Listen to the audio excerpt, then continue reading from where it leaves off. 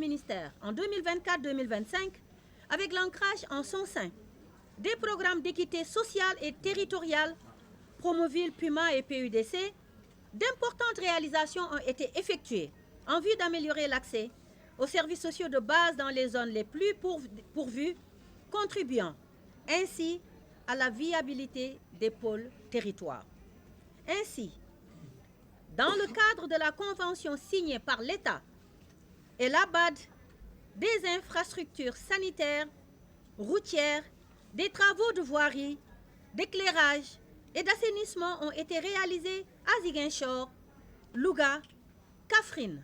Fatick et à Dakar, où le tronçon Talimam Diara dans la commune de Diamaguène Sicap Mbao a été entièrement reconstruit.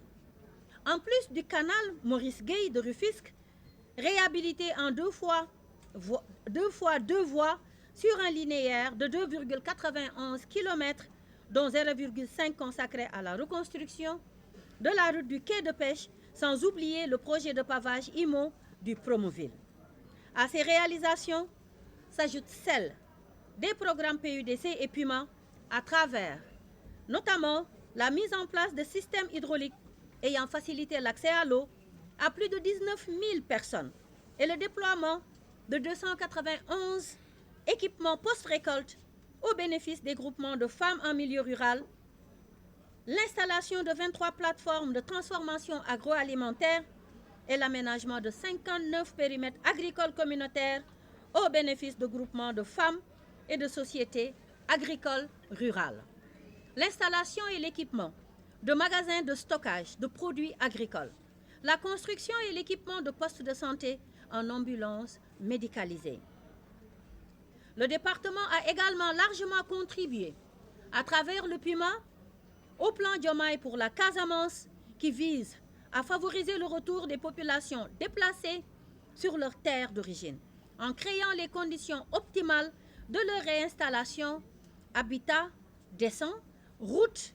pistes de désenclavement, infrastructures sanitaires, écoles, création d'emplois et activités génératrices de revenus pour les femmes et les jeunes. Au titre des réalisations de 2025-2026,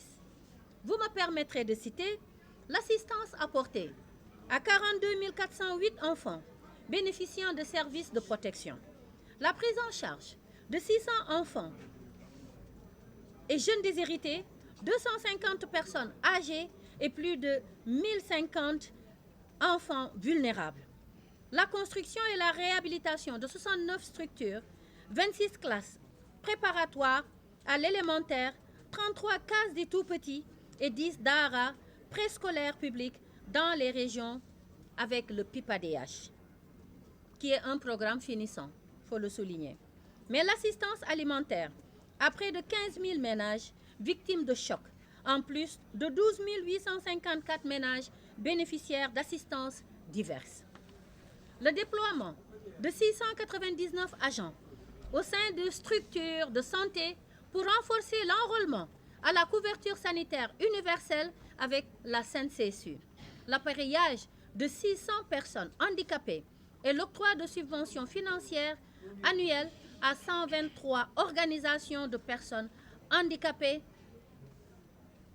avec la délivrance de la carte d'égalité de chance à plus de 100 personnes handicapées recensées, avec l'appui de la DGAS, avec son directeur, ici adjoint, le directeur Boucar Diouf. La finalisation aussi de la mise à jour et l'extension du RNU à 1 million de ménages sur instruction du président de la République. L'assistance apportée aux victimes de la période électorale, les ex-détenus, les familles endeuillées, les blessés et évacués pour un montant total de 1 28 644 500 francs. Dans le domaine de l'égalité de genre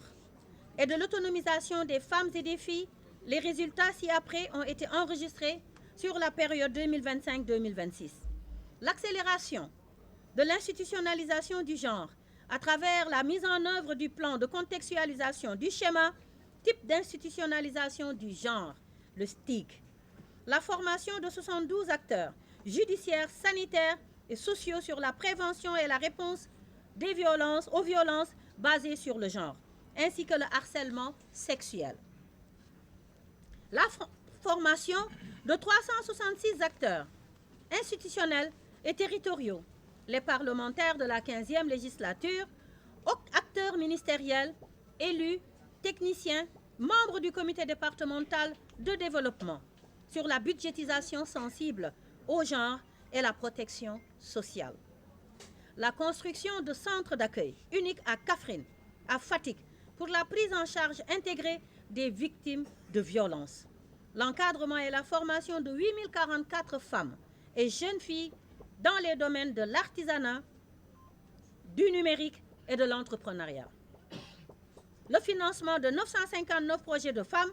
pour un montant global d'1,622 milliard de francs CFA par le biais du Fonds national de promotion pour l'entrepreneuriat féminin et du Fonds national de crédit pour les femmes. Le financement de 112 nouveaux projets pour un montant global de 9 719 150 francs dans le cadre du programme de bourse économique. D'autre part, Madame le ministre, d'importantes réformes au plan législatif ont été initiées et finalisées au premier trimestre 2026. Il s'agit notamment de l'arrêté conjoint numéro 005490 du 4 mars 2026 instituant le régime de gratuité de la prise en charge de la dialyse au titre du programme de couverture sanitaire universelle visant à faire bénéficier à un des plus grands nombres de patients de séances de dialyse de manière durable et pérenne. L'arrêté numéro 003-697 du 13 février 2026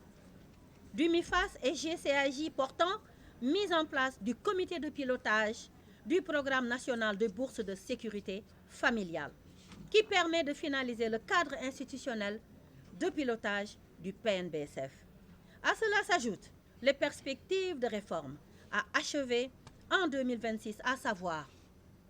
la finalisation de la loi d'orientation relative à la protection sociale qui prend en compte les orientations de l'agenda national de transformation,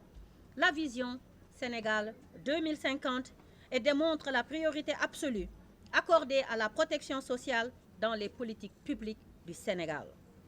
La finalisation de la loi d'orientation relative à l'autonomisation économique des femmes, conformément aux directives de son Excellence, Monsieur le Président de la République, en vue du renforcement de l'autonomisation des femmes et des filles.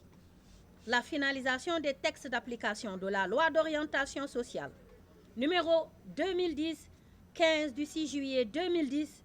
relative à la promotion et à la protection des droits des personnes handicapées, en vue de renforcer l'équité, l'intégration socio-économique, l'accès à l'éducation, à l'emploi, à la santé et aux infrastructures des personnes handicapées. La finalisation des projets de décrets relatifs au plan de Sésame, au régime de gratuité de la césarienne, au régime de gratuité des enfants âgés de moins de 5 ans. L'adoption du projet de décret portant création et fixant les règles d'organisation et de fonctionnement de l'Office national de la mutualité sociale, l'ONAMS, en vue de la consolidation du système de régulation et de la promotion des organisations mutualistes. La consolidation du statut de pupille de la nation avec l'adoption du projet de loi modifiant la loi 2006-39 du 21 novembre 2006 instituant le statut de pupille de la nation ainsi que du décret numéro 2011-299 du 2 mars 2011 fixant les règles d'organisation et de fonctionnement de l'Office national des pupilles de la nation. La poursuite de la réflexion portant sur la révision de certaines dispositions du Code de la famille avec l'ensemble des parties prenantes. Au chapitre des réalisations, sous ce registre figure également le lancement de stratégies phares telles que la stratégie nationale de développement de mécanismes d'adhésion systématique des travailleurs de l'économie informelle à l'assurance maladie universelle avec l'appui de la Banque mondiale et du BIT. La stratégie national de l'équité, le référentiel national des organisations communautaires de base avec l'appui de l'ANSD et de la Banque mondiale. Madame le ministre, chers collaborateurs, distingués invités, comme vous avez pu le constater, le ministère de la Famille, de l'Action sociale et des Solidarités s'est évertué, malgré un contexte de difficultés aiguës, à consolider, à innover et apporter des réponses concrètes à la lancinante question de la demande sociale. Il est vrai que l'éradication de la pauvreté et la réalisation d'un développement humain, endogène, inclusif et durable passent par un long processus. Mais à l'heure du bilan et au moment de passer le témoin à mon successeur,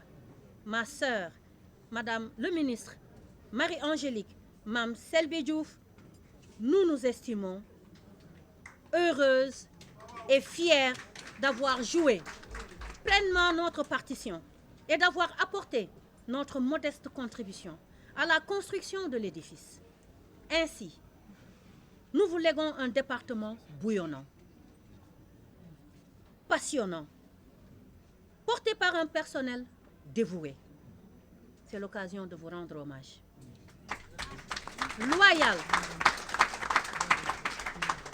Loyal, compétent, avec un très grand sens de la République. Je suis persuadée